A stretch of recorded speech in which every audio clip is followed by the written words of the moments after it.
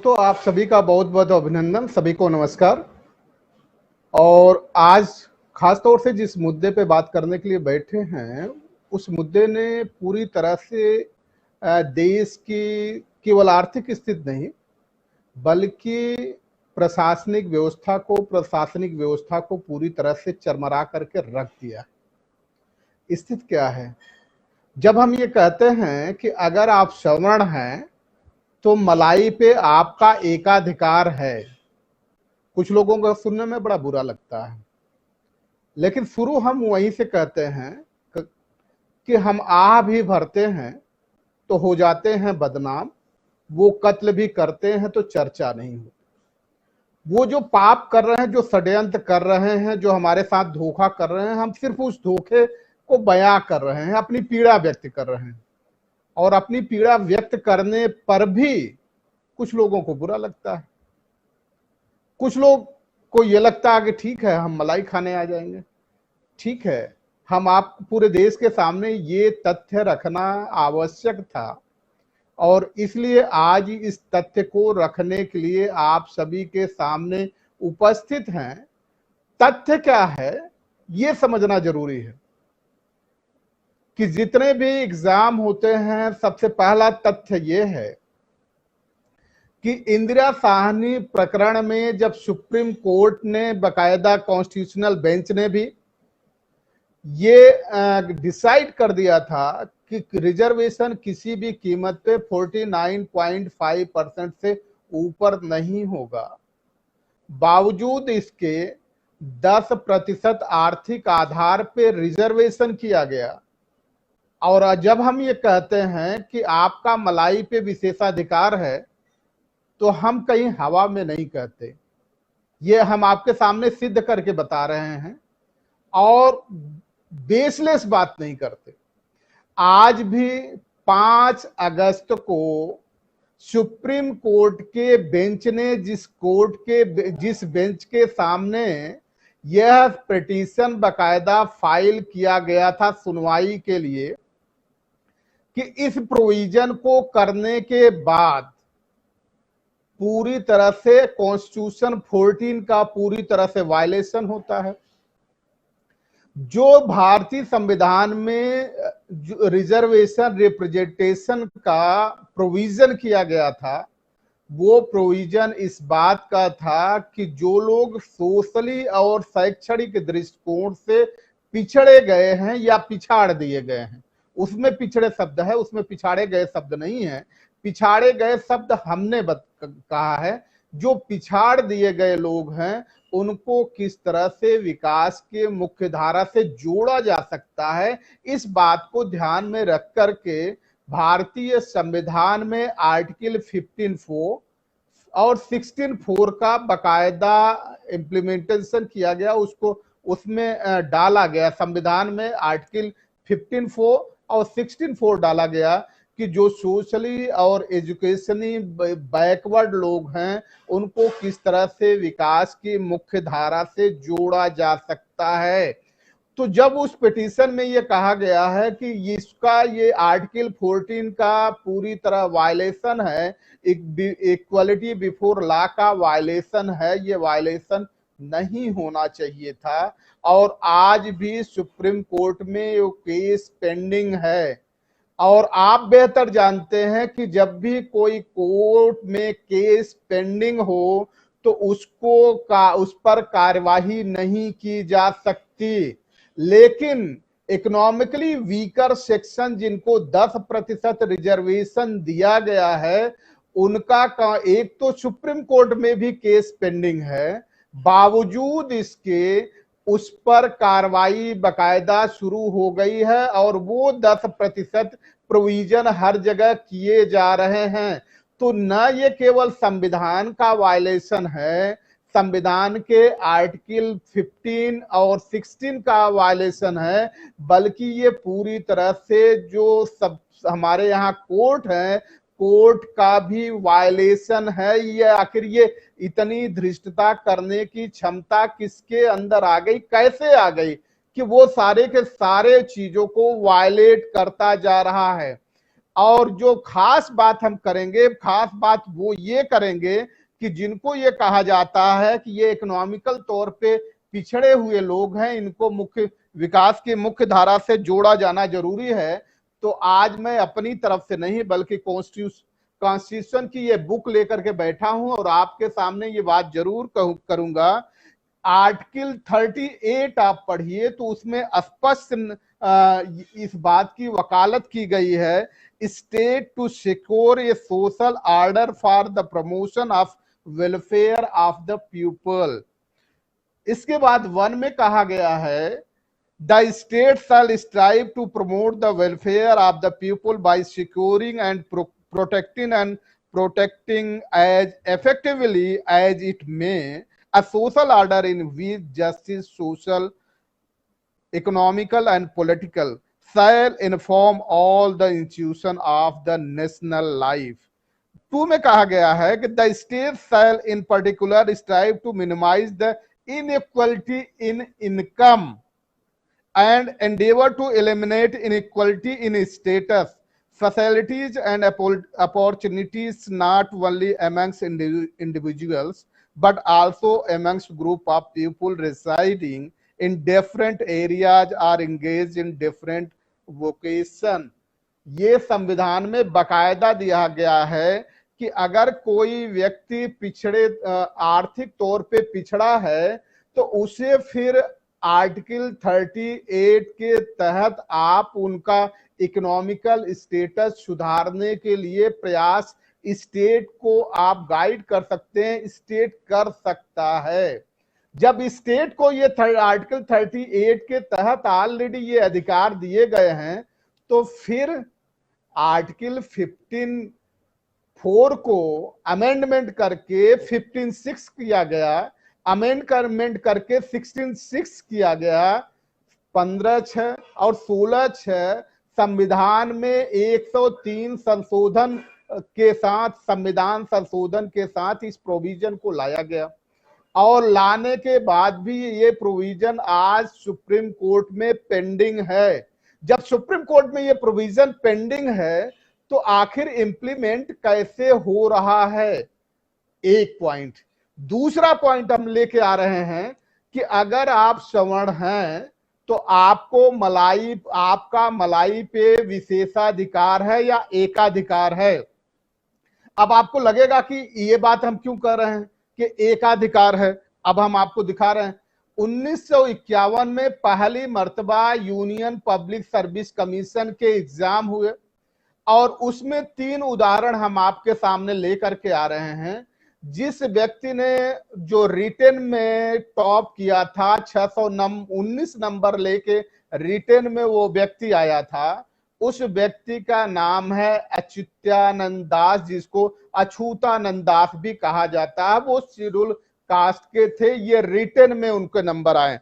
उस समय जो टेस्ट होते थे और जो एग्जाम होते थे उसके जो नंबर होते थे, उसके जो पेपर होते थे, ये भी आपके सामने रखें कि कंपलसरी जो सब्जेक्ट होते थे, कंपलसरी सब्जेक्ट में इंग्लिश एसे, जनरल इंग्लिश और जनरल नॉलेज। जनरल नॉलेज में जो अच्युतानंद जी को नंबर मिला था, जो आप पहले कंपलसरी सब्जेक्ट में तीनों लोगों को एक तरह से हम देख लेते हैं कि तीनों लोगों को नंबर क्या मिला, 3 लोगों को हम इसमें सम्मिलित करते हैं। अच्युतानंद जी को इंग्लिश एसे में नंबर मिले 80, अच्युतानंद जी को जनरल इंग्लिश में नंबर मिले 76, अच्युतानंद जी को जनरल नॉलेज में नंबर मिले 79। और इसके बाद जो ऑप्शनल सब्जेक्ट था फर्स्ट, सेकंड, थर्ड, उस फर्स्ट, सेकंड, थर्ड में जो अच्युतानंद जी को नंबर मिले वो पेपर फर्स्ट में मिला 116, पेपर सेकंड में मिला 141 और पेपर थर्ड में मिला 127। ये मिलाकर के उनके पूरे नंबर बन गए 619। लेकिन अब गेम देखिए शुरू कहां हुआ, जहां मेहनत करने की बात थी वहां अच्युतानंद टॉप करते हैं, सबसे ज्यादा मार्क्स लेकर के आते हैं। लेकिन जैसे ही मलाई का दरवाजा खुलता है, जिसको आप इंटरव्यू कर लीजिए, मौखिक साक्षात्कार कह लीजिए, वाइवा वॉइस कह लीजिए, या पर्सनालिटी टेस्ट कह लीजिए, जिसको हमने नाम दिया है मलाई का दरवाजा, मलाई द्वार। अब यहां जब अच्युतानंद जी को मलाई के दरवाजे में घुसने का मौका मिला, तो अच्युतानंद जी को 300 नंबर उस समय दिए जाते थे, जो वाइबा वॉइस के नंबर होते थे। पर्सनल जो साक्षात्कार होते थे, मौखिक साक्षात्कार होते थे, उसमें जो अच्युतानंद जी को नंबर दिया गया 300 में से 110 नंबर दिया गया, सिर्फ 110 नंबर। और ये बेहतर जानते हैं, हर व्यक्ति जानते हैं, बेहतर जानते हैं कि जो व्यक्ति जनरल नॉलेज में अच्छा होता है, उस व्यक्ति का वाइबा बहुत ही बेहतर होता है, उससे कोई इनकार नहीं कर सकता। इसके बावजूद बकायदा उसमें रूल्स में भी ये दिया गया है कि जिस बच्चे ने जो सब्जेक्ट, जो अपना पसंदीदा सब्जेक्ट बता रखा है, उसी से संबंधित इंटरव्यू में, वाइवा वॉइस में आप जिसको मौखिक साक्षात्कार कहते हैं, मौखिक साक्षात्कार में उन्हीं प्रश्नों को आप करेंगे जिन प्रश्नों को उसने चूज कर रखा है। ऑप्शनल जिसमें दे रखा है, आप उसी में क्वेश्चन करेंगे, दूसरा क्वेश्चन नहीं करेंगे। अब देखिए दूसरा गेम जिसमें अभी हमने अच्युतानंद जी का बताया कि रिटर्न में कैसे ये 619 नंबर लेकर के 619 नंबर बकायदा लेकर के आते हैं और ये रिटर्न में टॉप करते हैं। इसके बाद यन कृष्णन, उनको जो नंबर मिला वो इंग्लिश एसे में नंबर मिला 105, जनरल इंग्लिश में नंबर मिला 68, जनरल नॉलेज में नंबर मिला 69, और ऑप्शनल सब्जेक्ट में जो उनको मार्क्स मिले, फर्स्ट पेपर में 112, सेकंड पेपर में 127 और थर्ड पेपर में 121 नंबर मिले। टोटल उनके नंबर हो गए 602।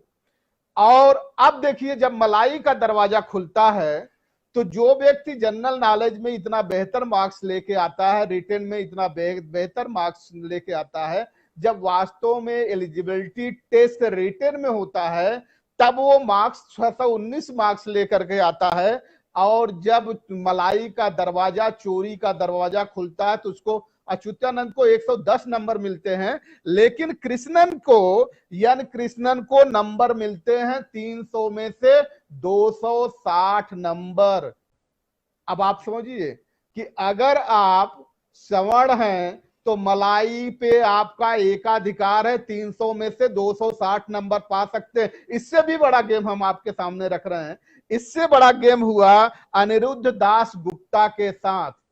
अनिरुद्ध दास गुप्ता को जो पहले कंपलसरी सब्जेक्ट जो थे, इंग्लिश एसे में 75 नंबर मिले, जनरल इंग्लिश में 100 नंबर मिले, और जीके में 40 नंबर मिले, मात्र 40 नंबर मिले। ऑप्शनल सब्जेक्ट में इनको फर्स्ट पेपर में 78 नंबर मिले, सेकंड पेपर में 101 नंबर मिले, और थर्ड पेपर में भी 101 नंबर मिले। टोटल इनके नंबर होते हैं 494। जब इनको एक्चुअल में अपना ज्ञान प्रदर्शित करने का अवसर था, तब इनको मार्क्स मिले 494। और जैसे ही मलाई का दरवाजा खुला, तो गटाक से इनके गटाक से, जिसको खटाक कह लीजिए, गटाक से मलाई इनके मुंह में डाल दी गई। और मलाई क्या डाली गई? 265 नंबर। 300 में से 265 नंबर इनको मौखिक, जिसको इंटरव्यू कहते हैं, पर्सनालिटी टेस्ट कहते हैं, वाइवा वॉइस कहते हैं, उसमें 265 मार्क्स मिले। अब आप अंदाजा लगा लीजिए कि जो व्यक्ति जनरल नॉलेज में 26.66% मार्क्स पाता है, यानी कि 33% मार्क्स भी उसको नहीं मिलते हैं।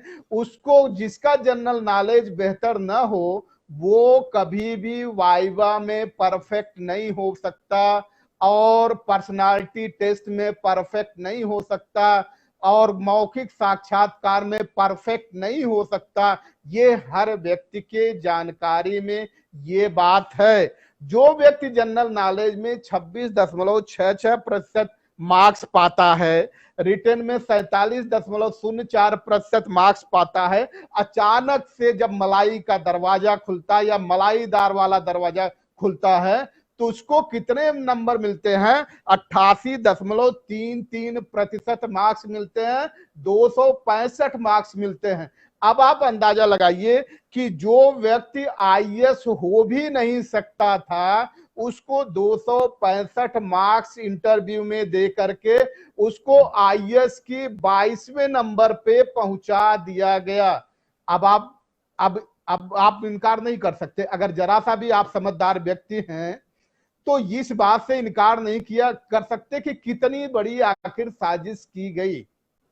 जो व्यक्ति मार्क्स रिटर्न में सबसे बेहतर लेके आता है उस व्यक्ति को आप 110 नंबर देते हैं और जो व्यक्ति फेल होने के कगार पे पहुंच गया था, पास नहीं होना चाहिए था, क्योंकि अगर उस समय मेन के रिजल्ट आ गए होते तो ये पास ही नहीं हो सकते। अनिरुद्ध दास गुप्ता पास नहीं हो सकते थे, लेकिन इनको आईएएस की जो मेरिट लिस्ट है उसमें 22वें नंबर पे पहुंचा दिया गया 265 नंबर दे करके और 110 मात्र 110 नंबर दे करके अच्युतानंद जी को 48वें मेरिट लिस्ट पे पहुंचाया गया, यानी अंतिम मेरिट लिस्ट पे अच्युतानंद जी को पहुंचाया गया। अब आप समझिए कि कितना बड़ा घोर अपराध हो रहा कि नहीं। ये चोरी डकैती को भी छोड़ दीजिए, उसके अलावा ये घोर अपराध है, पूरी तरह से मेहम है, तांडव किया जा रहा है, ज्ञान के साथ पूरी तरह से तांडव किया जा रहा है और किसी के ज्ञान को किस तरह से तोड़ा जा सकता है इस बात को समझाने की कोशिश की गई है। दूसरा हम ये समझने की कोशिश करेंगे, जो मार्क्स थे, मार्क्स अनिरुद्ध दास गुप्ता और अच्युतानंद जी के बीच जो रिटर्न के मार्क्स के डिफरेंसेस थे वो तकरीबन 629 नंबर के डिफरेंसेस थे, 129 नंबर के डिफरेंसेस थे। जिसके रिटर्न में 129 नंबर के डिफरेंसेस हो उसको इंटरव्यू में 265 नंबर दे करके आप कहां से कहां पहुंचा देते हैं। और जो व्यक्ति इतना मेहनत करता है, इसीलिए हम कहते हैं कि अगर आप सवर्ण हो तो मलाई पे आपका हक है। दो चीजें हमने कह दिया, अगर शेड्यूल कास्ट, बैकवर्ड या माइनॉरिटी से संबंधित कोई भी पिटीशन सुप्रीम कोर्ट में पेंडिंग होता तो उन्हें कभी भी रिजर्वेशन के दायरे में नहीं लाया जाता, किसी भी कीमत पे नहीं लाया जाता और ये माना जाता कि कंटेम्प्ट ऑफ कोर्ट हो गया। और यहां तो हर जगह लाया जा रहा है। क्या कंटेम्प्ट ऑफ कोर्ट नहीं हो रहा है? और इसको क्या कोर्ट को संज्ञान नहीं लेना चाहिए कि जो मामला उसके सामने पेंडिंग है उसको एग्जीक्यूट कैसे किया जा सकता है? चलिए, ये घटना हमने शेड्यूल कास्ट की बता दी है। अब शेड्यूल ट्राइब की भी एक घटना बता रहे हैं। ये 1951-52 में जो हुआ था, 52 में रिजल्ट आया था, ये हमने उस यूपीएससी का बताया। अब 1954 का भी एक घटना हम आपके सामने बता रहे हैं कि आप सभी को लगेगा कि सिर्फ एक घटना है, केवल एक घटना हम 1954 का भी बता रहे हैं। 1954 में भी जो आईएएस के रिजल्ट आए, उस आईएएस के रिजल्ट में पहली मर्तबा आसाम से कोई ट्राइबल व्यक्ति आया जिसका नाम था नाम्पी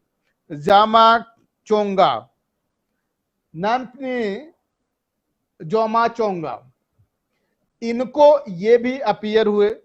अब इनके भी मार्क्स एक बार देख लेना जरूरी है, इस पर ध्यान रखना जरूरी है कि जो इंग्लिश एसे में इनको मार्क्स मिले 48 नंबर मिले, जनरल इंग्लिश में इनको जो मार्क्स मिले 60 नंबर मिले, जनरल नॉलेज में जो इनको मार्क्स मिले 114 नंबर मिले। और ऑप्शनल जो सब्जेक्ट थे उस समय दो ऑप्शनल और एडिशनल सब्जेक्ट दो भाग में बांट दिया गया था और 200 मार्क्स के कर दिए गए थे। फर्स्ट में ऑप्शनल सब्जेक्ट 200 नंबर का था, फर्स्ट सेकंड थर्ड करके 200 के नंबर के थे, फर्स्ट सेकंड थर्ड करके बांटे गए और एडिशनल जो सब्जेक्ट थे उसको भी 200 के बांटे गए फर्स्ट में। अब आप देखिए कि फर्स्ट पेपर में उनको मिले 170 नंबर, 117 नंबर, सेकंड पेपर में 58 नंबर और थर्ड पेपर में 119 नंबर। और इसके बाद एडिशनल सब्जेक्ट जो बनाया गया, एडिशनल सब्जेक्ट में जो उनको मार्क्स मिले, फर्स्ट पेपर में 127 और सेकंड पेपर में 104। इसके बाद रतीन्द्रनाथ सेन गुप्ता, ये इनका भी ले ले। इनको इंग्लिश एसे में नंबर मिले 60, जनरल इंग्लिश में नंबर मिले 53, जनरल नॉलेज में नंबर मिले 74 और ऑप्शनल सब्जेक्ट में फर्स्ट पेपर में 74, सेकंड पेपर में 119 और थर्ड पेपर में 125। और एडिशनल जो सब्जेक्ट था उनका फर्स्ट में 127, सेकंड में 104 और टोटल इनके बने टोटल इनका बना नाम्पनी जैमे चोंगे के, उनके टोटल मार्क्स जो आए 745 मार्क्स आए, 1450 मार्क्स का पूरा ये पेपर था और 300 का उस समय इंटरव्यू हो गया। 300 का पहले से ही चला आ रहा, 300 का इंटरव्यू हो गया। तो इंटरव्यू में जो इनको नंबर दिए गए वो नंबर दिए गए 160 नंबर और रतीन्द्रनाथ सेन गुप्ता को जो नंबर इंटरव्यू में दिए गए टोटल इनके आए 694 रिटर्न में, लेकिन जो इंटरव्यू में इनको नंबर दिया गया वो 240 नंबर दिया गया। तो पता चला कि रतीन्द्रनाथ सेन गुप्ता टॉप कर गए, 943 नंबर के साथ पहुंच गए और चोंगा 907 नंबर के साथ पिछड़ गए। अब आप ये समझिए कि मलाईदार पद, जैसे ही मलाईदार दरवाजा खुलता है तो गेम कितना बड़ा गेम होता है। अब बड़ी साजिश जो शुरू की गई है, पूरा बड़ा लंबा विवरण हो जाएगा, वहां हम नहीं जाना चाह रहे हैं। अब फिर हम आ रहे हैं 2015 के एग्जाम में। 2015 में जो यूपीएससी के एग्जाम हुए, 1095 छात्रों को चयनित किया जाना था, जिसमें 314 छात्र बैकवर्ड ओबीसी के पास किए। उनको बकायदा DOPT, department of personal and training के उस वेबसाइट पे डाल दिया गया कि ये क्वालिफाई कर चुके हैं, लेकिन उनको बाद में क्रीमी लेयर के नाम पर 314 बैकवर्ड ओबीसी के लोगों को बाहर का रास्ता दिखा दिया गया, उनको जॉब नहीं दिया गया। आधार क्या बताया गया कि इनके माँ बाप की दोनों को मिलाकर के इनकम 6 लाख रुपए इनकम हो जाती है, इसलिए ये क्रीमी लेयर में आ जाते हैं और जो क्रीमी लेयर में आ जाता है वो ओबीसी में रिजर्वेशन का हकदार नहीं बनता। 2016 में 120 लोगों को इसी तरह क्रीमी लेयर के नाम पे हटाया गया।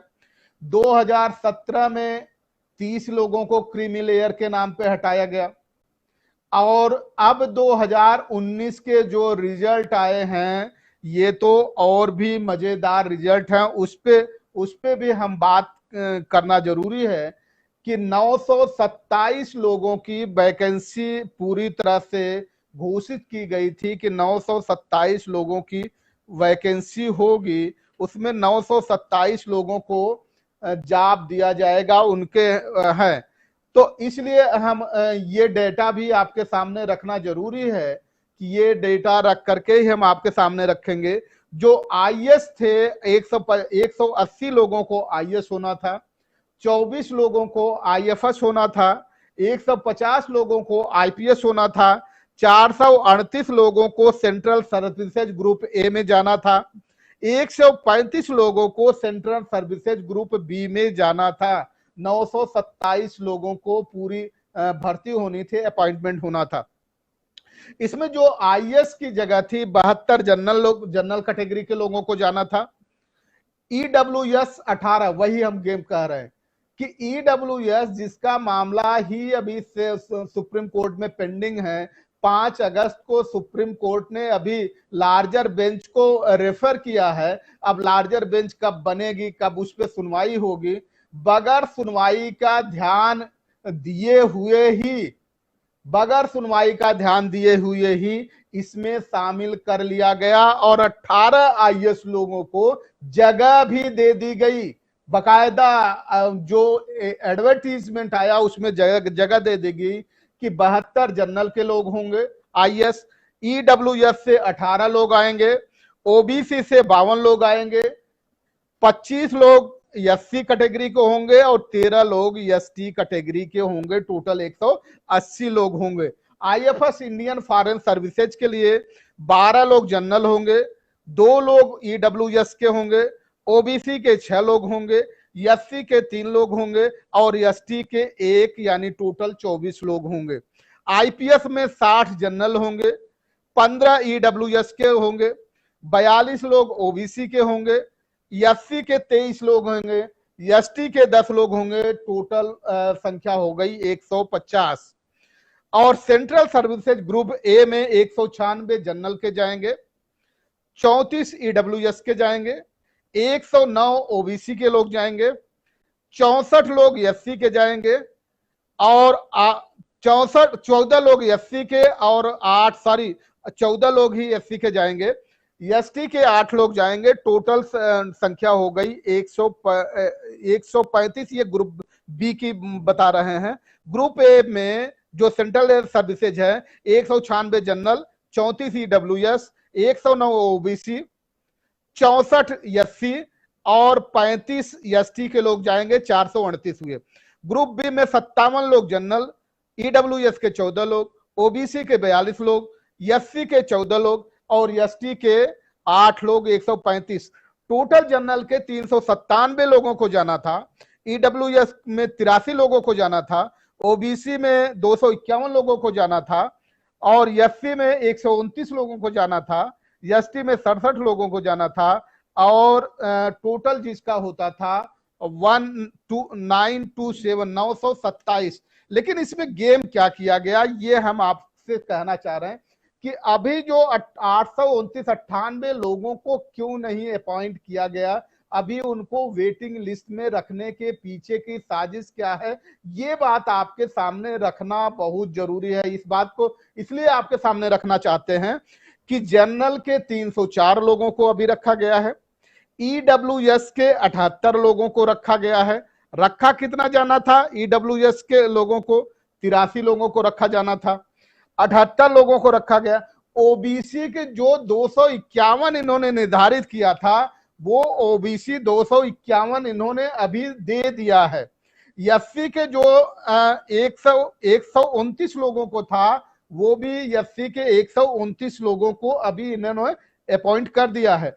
जो एसटी के 67 लोग थे, उनको भी अपॉइंट कर दिया है। अब आपको ये लगेगा कि अगर जो ये बीसी की कैटेगरी थी, 251 लोगों को जाना था, वो अपॉइंट कर दिया, एससी को 129 जाना था, वो उनको अपॉइंट कर दिया गया, एसटी को 67 जाना था, वो उनको अपॉइंट कर दिया गया, तो फिर इसमें ओबीसी, एससी और एसटी के लोगों को कौन सी तकलीफ होनी चाहिए, उनका कोटा तो पूरा हो गया। गेम ये हुआ है कि इसमें से 98 लोगों को सिर्फ इसलिए रोका गया कि इसमें से 71 ओबीसी के लड़के जनरल में क्वालिफाई कर गए,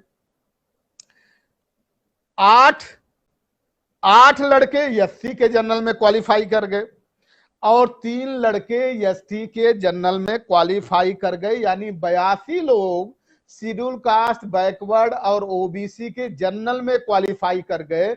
तो अब अगर ये पूरी पोस्टिंग करते तो 82 लोग 71 बैकवर्ड के और जा सकते थे, शेड्यूल कास्ट के 8 लोग और जा सकते थे, 129 की बजाय 137 हो जाते, शेड्यूल ट्राइब 67 की बजाय 70 हो जाते और बैकवर्ड जो 251 थे वो 322 हो जाते।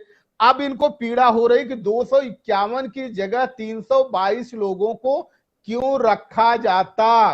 अब ये गेम क्या करेंगे, 98 लोगों को इसलिए रखा गया है। गेम इनका ये है कि जो लोग मान लीजिए जनरल में क्वालिफाई कर गए और उनको आईएएस देना है 180 लोगों को, 180 ही आईएएस बनाना है, उसमें जनरल कैटेगरी के 72 आईएएस बनेंगे। और उस 72 आईएएस में अगर 180 को ही लिस्ट बना करके रख लिया जाए तो 180 में जो बैकवर्ड के लोग आए हैं उसमें से 5-6 बैकवर्ड शेड्यूल कास्ट और शेड्यूल ट्राइब के लोग आ गए हैं। तो वो ये चाहते हैं उसमें 72 में तो चले जाएं, बाकी उनको ये कहा जाए कि अगर आप अपने क्लास में चले जाते हैं, ओबीसी के क्लास में चले जाते हैं, तो जनरल में अगर आपकी मेरिट 222 है तो ओबीसी में जाकर के आपकी मेरिट 5, 6, 7 तक आ सकती है। आप वहां आईएएस मिल जाएगा, और नहीं तो यहाँ आपको आईआरएस मिल सकता है, आईएएस मिल सकता है, अकाउंटेंट जनरल में आप जा सकते हैं और सब जगह जा सकते हैं। तो आपका जो सपना आईएएस बनने का सपना है वो सपना ध्वस्त हो जाएगा, चकनाचूर हो जाएगा। गेम ये है कि उनको किसी तरह से कंफ्यूज करके अगर वो जगह खाली करें, तो इसीलिए जनरल लोगों को उन्होंने 182 की जो वेटिंग लिस्ट रखी है, 91 जनरल लोगों को भी रखा है कि अगर ये खाली करेंगे, 71 लोग खाली करेंगे, 82 लोग खाली करेंगे, तो उस 82 सीट को सीधे के सीधे तौर पे जनरल से भर दिया जाएगा। अब एक गेम और आप ये समझिए, अब आप ये समझिए कितना बड़ा गेम होने जा रहा है। अब इस पर अगर हम कहें तो लोग कहते हैं कि हम जातिवाद फैला रहे हैं। अगर हमारे जातियां जिनने बनाई है उनको दोष दो भाई।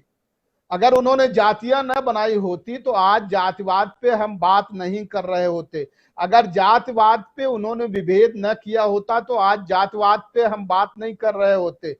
गंदगी तुम करो और दोष हमें दो। जातियां तुमने बनाई, नफरत तुमने फैलाया जातियों के आधार पे, और दोष हमें दे रहे हो। हम तो सिर्फ अपनी पीड़ा व्यक्त कर रहे हैं, और अगर हमारी अपनी खुद की पीड़ा व्यक्त करने में, अधिकारों का जो हनन कर रहा है उस पीड़ा व्यक्त करने में किसी को चोट लगती है तो हमें क्या फर्क पड़ता है। हम उसके चोट से भाई हमारा हक लूट करके अगर वो प्रसन्न हो जाएगा और हम दुखी हो जाएंगे, सुसाइड आत्महत्या करने के कगार पे पहुंच जाएंगे, तो ऐसी चुप्पी रहने से क्या फायदा। एक गेम और आपके सामने रखना जरूरी है कि एक पेपर की कटिंग है, उसमें 1990 तक के ही आंकड़े हैं। उस आंकड़े को भी समझ लीजिए कि अगर गेम हो क्या रहा है। उस आंकड़े में जो 1935 से 1990 तक के आंकड़े दिए गए हैं कि जॉब में किसकी क्या क्या भागीदारी थी। अब हम देखें कि 1935 में जो कायस्थ थे, कायस्थों की भागीदारी जॉब में 40% थी। कायस्थों की भागीदारी जॉब में, फिर रिपीट कर रहा हूं, 1935 में कायस्थों की भागीदारी 40% नौकरियों में थी, और जो ब्रिटिश थे उनकी 15% भागीदारी नौकरियों में थी। मुस्लिम की 35% भागीदारी नौकरियों में थी। ब्राह्मण की 3% भागीदारी नौकरियों में थी। ठाकुर और अदर जो सवर्ण जातियां हैं उनकी 7% भागीदारी थी, और एससी एसटी की 0% भागीदारी थी, ओबीसी की 0% भागीदारी थी। अब 1982 में हम आते हैं। 1982 में देखते हैं कायस्थ जो 1935 में 40% नौकरियों में था, वो 1982 आते आते 7% रह गया।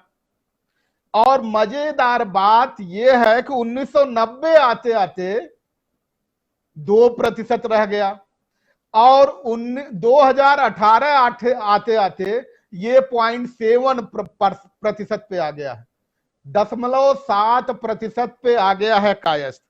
ब्रिटिश 1935 के बाद से 82 में गायब, 90 में गायब, तो 2018 में भी गायब ही रहेंगे। मुस्लिम जो 35% 1935 में था, हम मान लेते हैं कि 1947 में डिवीजन हुआ, पाकिस्तान बढ़ गया, तो उधर ज्यादातर मुस्लिम चले गए होंगे। तो इसके बाद आज भी ये माना जाता है कि जितने मुस्लिम पाकिस्तान में हैं, इंडिया में रहने वाले मुस्लिमों की संख्या उससे ज्यादा है। तो 35% को हम इसको 17% मान लेते हैं। 17% 1982 तक रह जाना चाहिए था, लेकिन 1982 आते आते इनके जो प्रतिशत रह गए वो 3.5% इनकी भागीदारी रह गई, और 1990 में 1% भागीदारी रह गई, और 2018 में जो भागीदारी है वो 0.4% है, उससे भी नीचे जा रही है, 0.4% है, उससे नीचे जा रही। जो अब मजेदार बात देखिए, चमत्कार कहां होता है। चमत्कार होता है जो ब्राह्मण 1935 में 3% था, वो ब्राह्मण 1982 में 70% हो गया, 1990 में 75% हो गया, और 1980 में 2018 में अभी जो रिपोर्ट उन्होंने बना करके फर्जीफिकेशन किया है, इसके बावजूद कम घटाते घटाते भी इसको 78% पे ब्राह्मणों की भागीदारी आज भी दिखाई गई है। अब ठाकुर और बनिया का देख लीजिए। ठाकुर और बनिया भी सवर्ण के नाम पे, जब भी सवर्ण के नाम पे या हिंदू के नाम पे कोई बात कही जाती है तो इनको बड़ी तेजी से मिर्ची लगती है। तो भाई जरा एक स्तर आप भी अपना देख लीजिए। 1935 में आपके भागीदारी 7% थी, ब्राह्मण 1982 में 3% से बढ़ते बढ़ते 72% चला गया, यानी करीब कितने परसेंट इसको मान लेंगे आप? जो डिफरेंसेज आए वो 32,000% के डिफरेंसेज आए, 32,000% के। और छत्री और बनिया का क्या है? 7% 1935 में थे, तो 1982 आते आते इनकी जो भागीदारी आई 11.5% आई, यानी डबल भी नहीं हो पाए, 100% भी नहीं बढ़ पाए, जहां एक 32,000% की भागीदारी हो रही है। और मजेदार बात 1919 आते आते वो भी घट गया, 11.5% भी घट करके 10% पे आ गया, और 2008 में ये प्रतिशत फिर 1935 की दशा में पहुंच करके 7% पे रह गया है। जो जाब में ठाकुर हैं, जो डयाब में बनिया हैं, और जो अपने आप को फॉरवर्ड क्लास जातियां कहती हैं, उनकी दशा 1935 तक 2018 में 1935 की दशा में आ गया। ये आंकड़े हम नहीं कह रहे हैं, ये आंकड़े आप डीओपीटीसी के जाकर के देख लीजिए, कार्मिक विभाग से जाकर के देख लिए, सारे आंकड़े आपको मिल जाएंगे। तो ये बात हम कह रहे थे।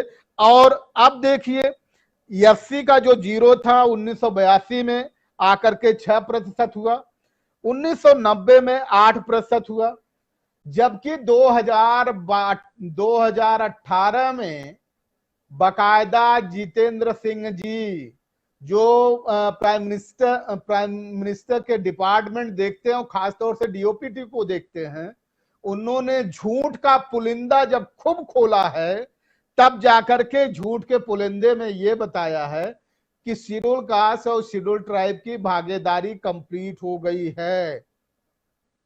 अब आप ये बताइए कि 2016 में इनकी जो भागीदारी थी वो 12% थी, तो 2018 में आपने भर्तियां तो की नहीं इन 4 सालों में, इन 2 सालों में कोई भर्तियां नहीं की, तो वो पूरी कैसे हो गई?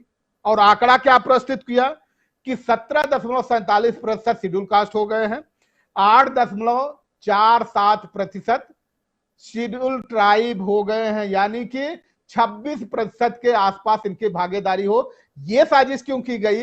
ये नफरत फैलाने के लिए साजिश की गई कि एक तो कुछ उनको दिया भी नहीं गया, और जब दिया भी नहीं गया तो उनके खिलाफ जहर बोने की कोशिश की गई कि सबसे ज्यादा पद शेड्यूल कास्ट और शेड्यूल ट्राइब के लोगों के पास चला गया। ओबीसी का मजेदार आंकड़ा है, ओबीसी जो 1982 में 2% था और 1990 आते आते 4% रह गया, और जितेंद्र सिंह जी कहते हैं कि इनके भागीदारी 21% रह गई है, और जबकि 2013 में इनकी भागीदारी मात्र 6% थी। तो जब 2013 में 6% थी, तो आप जरा ये बता दीजिए वैकेंसियां आपने कितनी निकाली, कहां कहां वैकेंसियां निकाली, जो वो बढ़ करके आपका 21% हो गया। वैकेंसियां तो बताइए ना, वैकेंसियां आप कहां निकाली। इतने नौकरियां खत्म करने के बावजूद आज भी 15,97,000 सेंट्रल गवर्नमेंट के वैकेंसीज हैं, उसे तो आप कभी निकाल नहीं रहे। तो अब जो हम आपके सामने ये आंकड़ा रखने जा रहे हैं, जो धोखा हुआ है, सबसे बड़ा धोखा हुआ है कि अभी तक कॉलेजियम सिस्टम के जरिए जुडिशरी में लोग चले जाते थे, उनका एलिजिबिलिटी टेस्ट नहीं हो पाता था, स्किल टेस्ट नहीं हो पाता था। अगर आप क्लास 4 की नौकरी कर रहे हैं तो साइकिल चलाना आपको आता है कि नहीं आता है, आपका टेस्ट लिया जाएगा। और इतना ही नहीं, इवन जुडिशरी की भी बात करें, सिविल परीक्षा आपको जुडिशरी की पास करना हो, सिविल ग्रेड सिविल जज जिसको कहते हैं, वो पास करने के लिए सबसे पहले आप एलएलबी करिए। एलएलबी करने के बाद 7 साल की प्रैक्टिस आपकी जरूरी है उसमें अपीयर होने के लिए। 7 साल की प्रैक्टिस होने के बाद ही आप public service commission, UP public service commission judicial में सम्मिलित हो सकते हैं। फर्स्ट अटेम्प्ट में क्वालिफाई करेंगे, सेकंड में, थर्ड में, कितने में क्वालिफाई करेंगे, ये समय आप अंदाजा लगा सकते हैं, इसका कैलकुलेशन आप पे हम छोड़ते हैं। और इसके बाद एसजेएस की परीक्षा होती है, हायर जुडिशियल सर्विसेज की परीक्षा होती है, वो पास करना पड़ता है। तो उसका भी वही क्राइटेरिया है कि कम से कम 7 साल से 10 साल की प्रैक्टिस आपकी होनी चाहिए, तब आप एसजेएस में शामिल हो पाएंगे, इसके पहले शामिल नहीं हो पाएंगे। और कमाल की बात तो यह है कि अगर हाई कोर्ट का जज आपको बनना है, सुप्रीम कोर्ट का जज बनना है, तो फिर आपको एग्जाम देने की कोई जरूरत ही नहीं, कॉलेजियम ही पर्याप्त है। ये क्या गेम है, ये डेमोक्रेसी के तहत लोगों को समझना चाहिए। लोग कहते हैं कि भाई ये संविधान के तहत इसको बनाया गया है। आज तक तो मैं कहीं भी नहीं पढ़ पाया कि संविधान का कौन सा वो आर्टिकल है जिसमें कॉलेजियम की वकालत करता है। जो संविधान में हमने पढ़ा है वो इंडियन जुडिशियल अपॉइंटमेंट कमीशन की बात तो निश्चित तौर पे करता है, और 124 के तहत इंडियन जुडिशियल कमीशन की बात वो करता है, वो तो समझ में आता है, लेकिन ये बात हमें समझ में नहीं आती। और इसके बाद हमारे यहाँ जो ज्वाइंट सेक्रेटरी बनते हैं, केंद्र सरकार में ज्वाइंट सेक्रेटरी बनने के लिए स्टेट के, डिफरेंट स्टेट के जो बहुत ही पारदर्शिता के साथ काम करने वाले आईएएस होते हैं, उनका सिलेक्शन किया जाता है, और उनको जिनकी ईमानदार छवि होती है, उनको पूरी तरह से क्वालिफाई करने का क्राइटेरिया निर्धारित किया जाता है, तब वो जाकर के केंद्र सरकार में ज्वाइंट सेक्रेटरी बन पाते हैं। लेकिन यहां तो कमाल हो गया, अब न्यायपालिका में ही नहीं, अब तो ज्वाइंट सेक्रेटरी भी आएंगे कंपनियों के जरिए, उन्हें भी एग्जाम पास करने की कोई जरूरत नहीं है। अगर उनकी 40 वर्ष की उम्र है तो वो एलिजिबिलिटी क्वालिफाई कर जाते हैं ज्वाइंट सेक्रेटरी बनने के। 9 लोगों को ज्वाइंट सेक्रेटरी बनाया गया है, ये बात आपके सामने भी रखना जरूरी है कि काकोली घोष जी को ज्वाइंट सेक्रेटरी बनाया गया, और इनको पद क्या, इनको विभाग क्या दे दिया गया, जो महत्वपूर्ण विभाग होते हैं, agriculture, corporation and farmer welfare. आज फार्मर इसीलिए आत्महत्या कर रहा है, एग्रीकल्चर में कोई खेती नहीं हो रही है, पूरा खेत बर्बाद हो जा रहा है, किसान खेती कर रहा है, अगर उसका खेत बर्बाद हो जा रहा है तो उसको जो प्रधानमंत्री फसल बीमा योजना बनाई गई है वो भी लगता है एक लूट का तरीका है। इस बात का भी खुलासा आज आपके सामने करना जरूरी है कि जो प्रधानमंत्री फसल बीमा योजना है उसमें 71 करोड़ स्टेट गवर्नमेंट देता है, 71 crore central, 72 crore state government देता है, 72 करोड़ सेंट्रल गवर्नमेंट देता है, और 19 करोड़ के आसपास जो फीस आती है, जो प्रीमियम आता है वो किसानों से आता है। अब आप अंदाजा लगा लीजिए, सॉरी 29 करोड़ के आसपास किसानों का आता है। 172 करोड़ का बीमा होता है हर जिले में किसानों का, प्रधानमंत्री फसल बीमा योजना के तहत। अब महाराष्ट्र का, जैसे महाराष्ट्र के किसानों की बात अक्सर उठती है, वहां जो कपास की खेती करते हैं उनकी पूरी की पूरी खेती बर्बाद हो गई। तो जो हमारे यहाँ नेशनल एग्रीकल्चर बीमा कंपनी थी उससे लाइसेंस, उससे ये काम लेकर के रिलायंस इंश्योरेंस को दे दिया गया। तो हर जिले से 1,172 करोड़ रुपए का बीमा हुआ। तो 736 जिले हैं। अब आप अंदाजा लगा लीजिए, जो कपास की खेती बर्बाद हुई, उस कपास की खेती बर्बाद करने में सिर्फ 30 करोड़ का मुआवजा दिया गया, सिर्फ 30 करोड़ का किसानों को मुआवजा दिया गया, और सबसे ज्यादा मुआवजा वहां बताया जाता है। तो अब आप अंदाजा लगा लीजिए कि एक साल में 1,08,972 करोड़ रुपया सीधे रिलायंस इंश्योरेंस कंपनी की जेब में जा रहा है। तो इतना डाइजेस्ट करने की क्षमता अनिल अंबानी को शायद नहीं है। अगर इतना डाइजेस्ट करने की क्षमता होती तो इंसॉल्वेंसी के केस उनके सब जगह न चल रहे होते।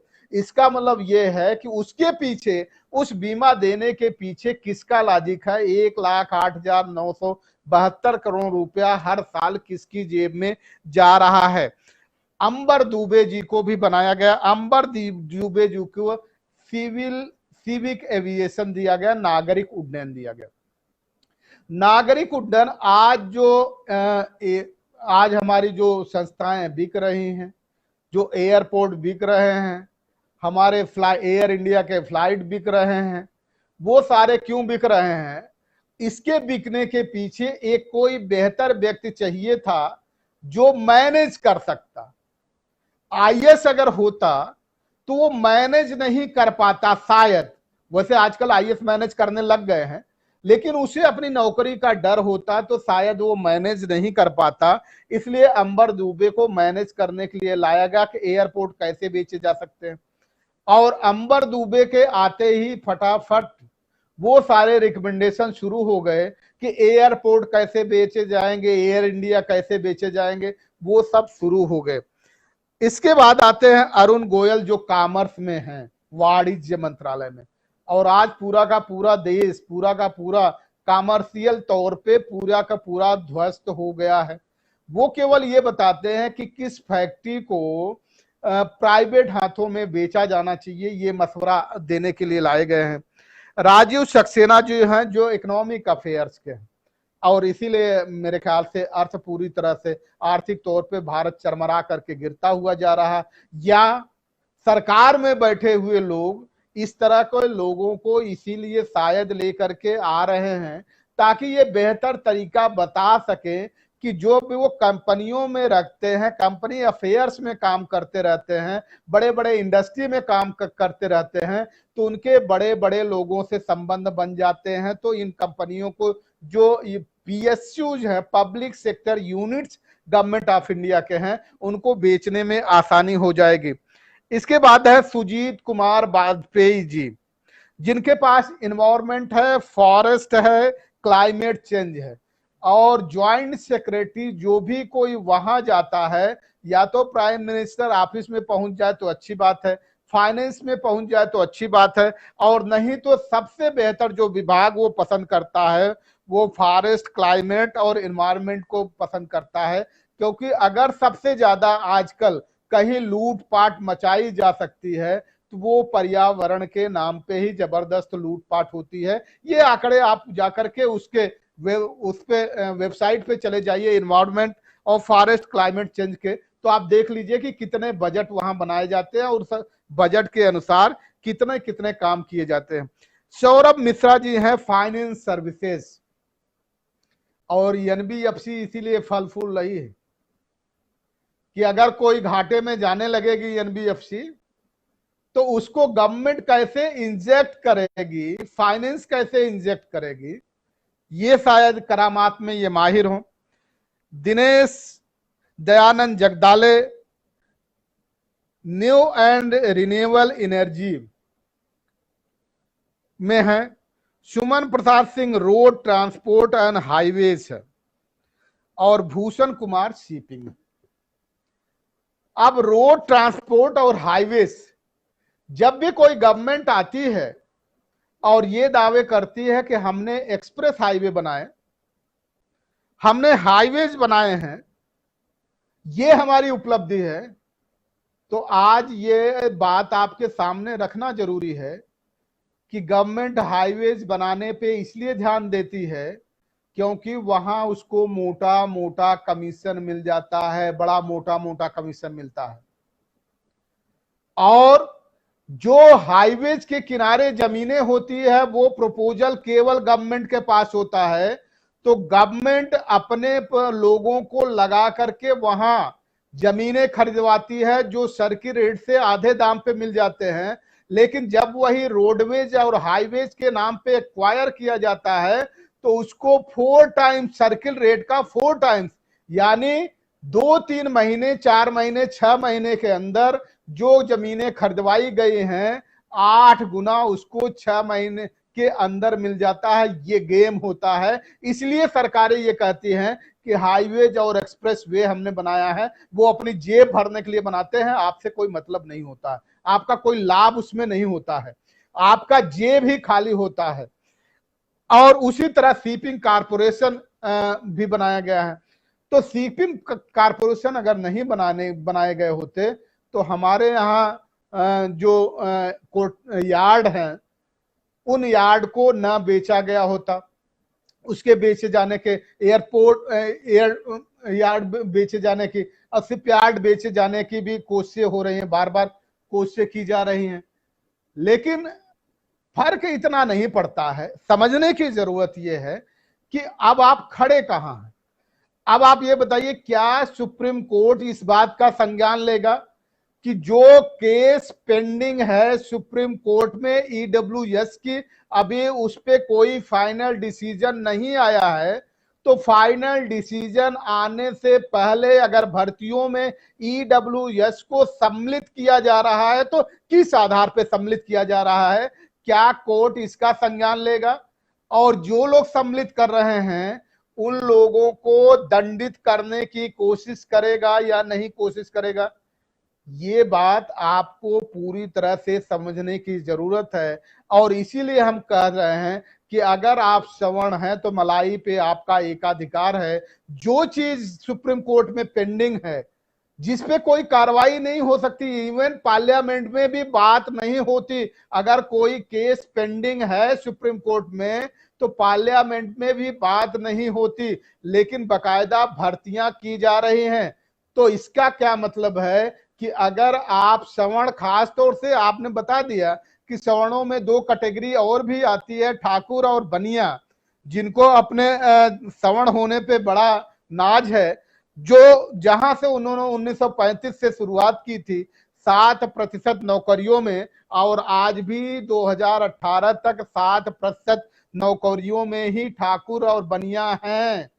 बाकी 78% किसकी जेब में जा रहा है, जरा ये भी अंदाजा लगा लीजिए।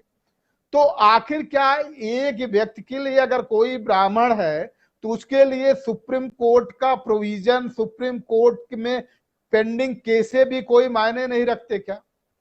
उसके लिए इंटरव्यू एक मलाईदार प्रोविजन है क्या, प्रक्रिया है क्या, जहां घुसते हुए जहां एंट्री लेते ही हुए ही जनरल नॉलेज का उसको कुछ ज्ञान नहीं रहता, लेकिन जैसे ही इंटरव्यू में पहुंच जाता है तो 300 नंबर में से अब तो खैर 275 के हो गए। और एक बात जो सबके आपके सामने रखना जरूरी है वो बात यह है कि अगर 2019 के आज भी रिजल्ट निकाल दिए जाएं, इंटरव्यू और रिटर्न के निकाल दिए जाएं, तो जो ईडब्ल्यूएस जिनको दिया गया है, ये आप देखिए कि ये लोग शेड्यूल कास्ट से भी कम मार्क्स इनके हैं, ओबीसी भी से भी कम मार्क्स इनके हैं, एसटी से भी कम मार्क्स हैं। भैया अब आखिर आप अगर हम आपको कह रहे हैं कि आप सवर्ण हैं तो आपका मलाई पे एकाधिकार है, तो ये गलत क्या है?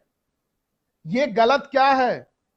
इसलिए सुप्रीम कोर्ट पे चूंकि कोई टिप्पणी कर ही नहीं सकता, हम भी नहीं करना चाहते, लेकिन लोकतंत्रात्मक शासन प्रणाली के जरिए ये बात हम जरूर कहना चाहते हैं कि लोकतंत्रात्मक शासन प्रणाली में कोई तो एक ऐसा आर्टिकल होना चाहिए जिसमें यह निर्धारित किया गया हो कि कोलेजियम सिस्टम आर्टिकल किस संविधान के किस आर्टिकल के तहत बनाया गया है, ये बात आनी चाहिए। और दूसरा, क्या सुप्रीम कोर्ट को ये अवमानना नहीं लगता कि जब केस सुप्रीम कोर्ट में पेंडिंग है तो भर्तियां ईडब्ल्यूएस की कैसे हो रही है? आखिर कब इस बात का संज्ञान कब सुप्रीम कोर्ट लेगा? क्या सुप्रीम कोर्ट को पता नहीं लग पा रहा है क्या कि भर्तियां चल रही है?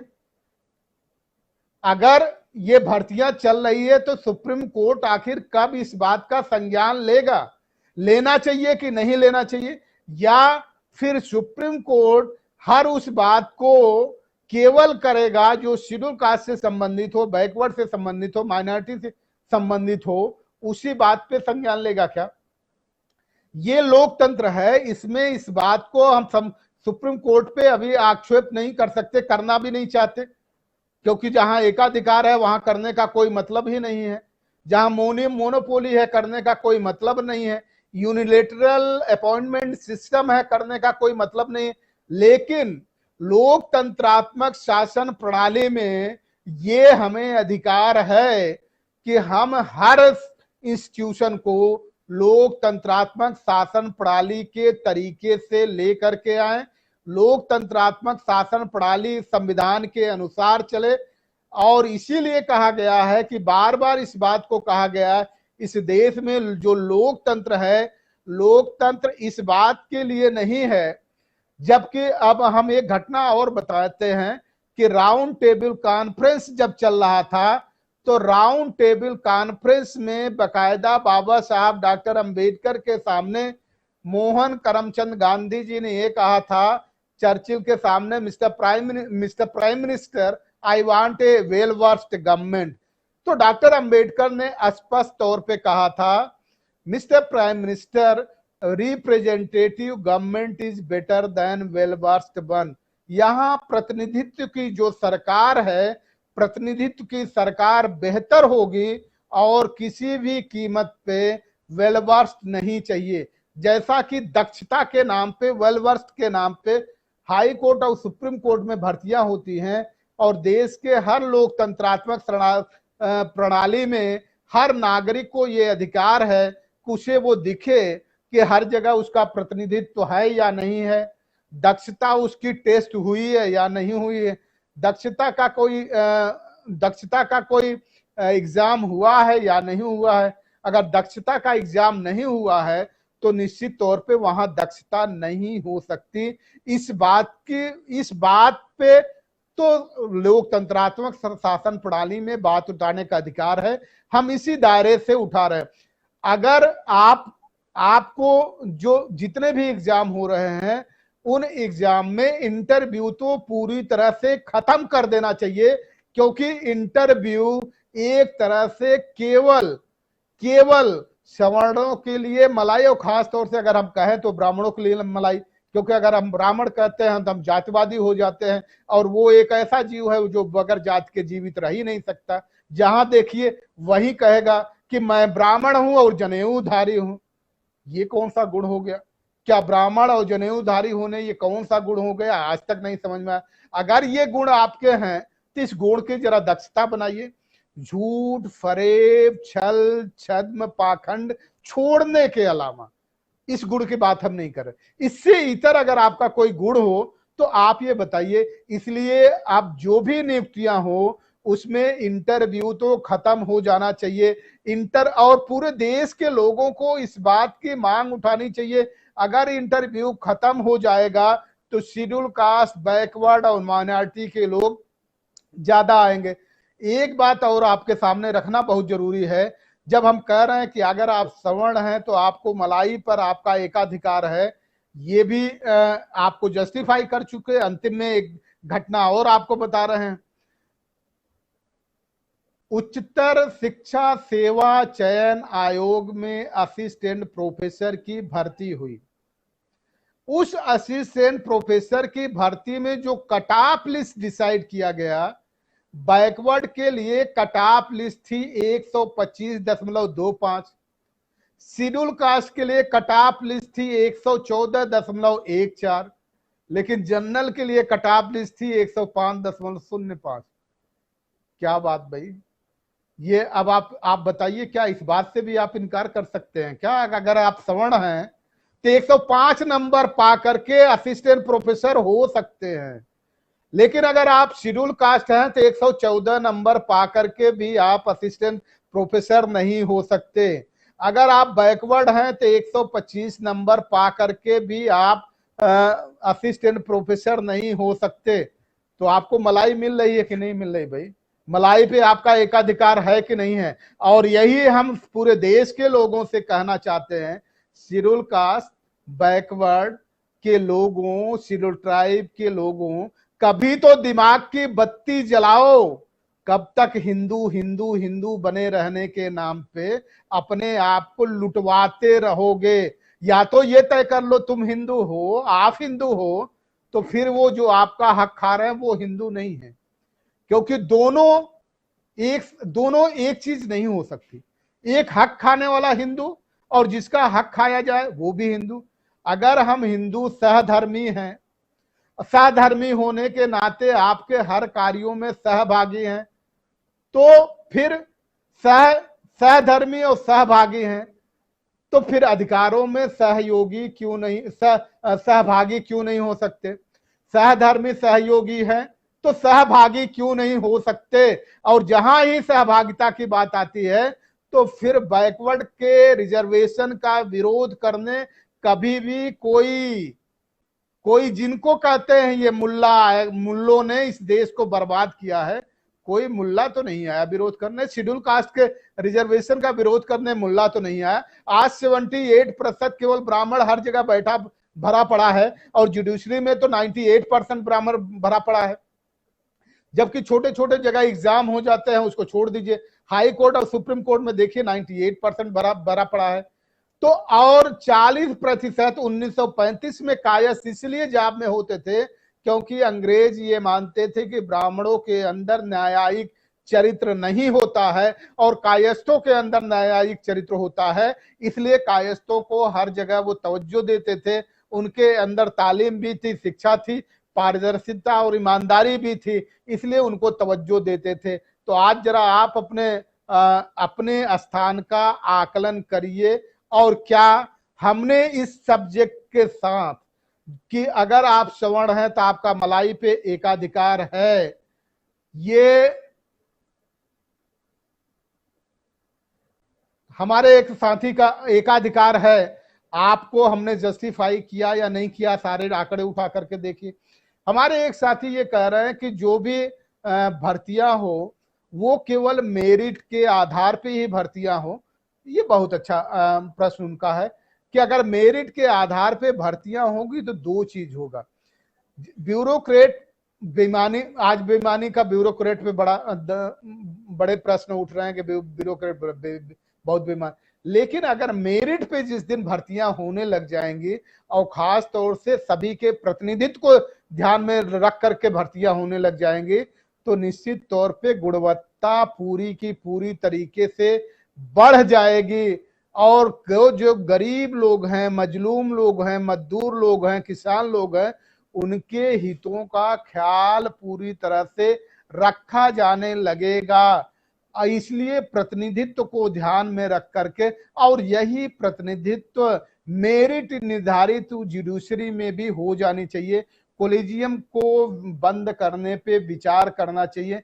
देश के लोगों को कॉलेजियम सिस्टम बंद करने का और union public service commission judicial के आधार पे एग्जाम के जरिए वहां अगर पहुंचा जाए तो कोई व्यक्ति ये आरोप नहीं लगा पाएगा कि जो लोग गए हैं उनको न्यायिक ज्ञान बहुत नहीं है, दक्ष लोग नहीं है। चूंकि जब भी कोई लॉजिक होता है, जब भी कोई आर्गुमेंट कोर्ट में चलता है, तो अंत में जो भी एडवोकेट होता है, एडवोकेट के लिए लिखा जाता है लर्नेड काउंसिल, और लर्नेड काउंसिल के आधार पे लर्नेड काउंसिल जब अपना आर्गुमेंट कर लेता है तो वो कहता है कि rest depend wisdom of the court my Maillard.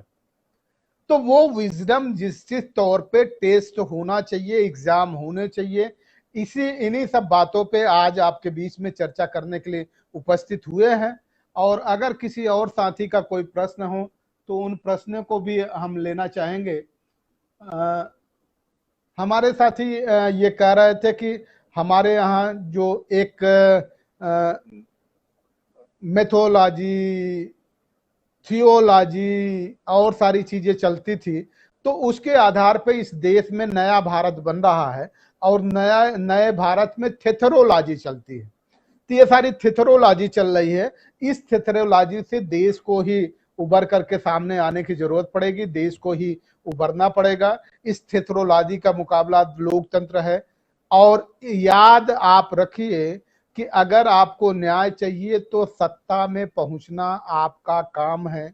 और शेड्यूल कास्ट बैकवर्ड के लोग जब तक सत्ता में नहीं पहुंचेंगे न्याय नहीं कर सकते, क्योंकि वहीं से हर जगह पारदर्शिता किस तरह से होनी चाहिए, जुडिशरी में कैसे होनी चाहिए, कहाँ होनी चाहिए, ये सारी चीजें आती है। इसलिए आपको सत्ता में पहुंचने की कोशिश करनी चाहिए और आपको लोकतंत्रात्मक शासन प्रणाली में करीब 70 से 80%, 90% के आसपास, क्योंकि ये क्षत्रिय और बनिया भी अपना स्तर देख लें कि आज इतना देश विकास किया, नया भारत बन गया, हिंदू राज्य बनने जा रहा है, हिंदू राष्ट्र बन जाएगा, जिसमें आप लोग उसी भांग में आप लोग भी गिर जाते हैं। और आज का जाप का स्तर आपका ये है, जो 1935 से जो आपने रास्ता शुरू किया था फिर लौट करके वहीं चले गए और आज भी 78% की ओर ब्राह्मणों का कब्जा है। तो आप अंदाजा लगा लीजिए कि आप कहाँ खड़े हैं। इसलिए इस देश की लड़ाई 97% 97 बनाम 3% की है और 3% लोग पूरा कब्जा किए पड़े हैं, जिनके अंदर न्यायिक चरित्र है या नहीं है। उनके दिए गए न्याय से, उनके किए गए कामों से आप बेहतर अंदाजा लगा सकते हैं। फिर किसी मुद्दे, ज्वलंत मुद्दे के साथ आपके सामने उपस्थित हो। हमारे साथ जुड़ने के लिए सभी साथियों का बहुत बहुत धन्यवाद। सभी को नमस्कार, सब्बा खैर, सत श्री अकाल, नमो बुद्धाय, जय भीम। आज अपनी बात अंत में हम, चूंकि हमारे प्रदेश के जो मिनिस्टर थे चेतन चौहान और क्रिकेट जगत के बड़े नामे गिरामी ओपनर्स थे, आज उनको कोरोना ने निगल लिया है।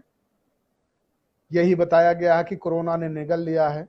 तो उनके प्रति हम श्रद्धांजलि अर्पित करते हैं और आप सभी साथियों से भी अपील करेंगे कि आप सभी साथी श्रद्धांजलि अर्पित करें और मौन धारण कर लें। अब इस लाइव में तो नहीं कर पाएंगे, लेकिन श्रद्धांजलि हम अर्पित कर दे रहे हैं। आप सभी का फिर से बहुत बहुत धन्यवाद।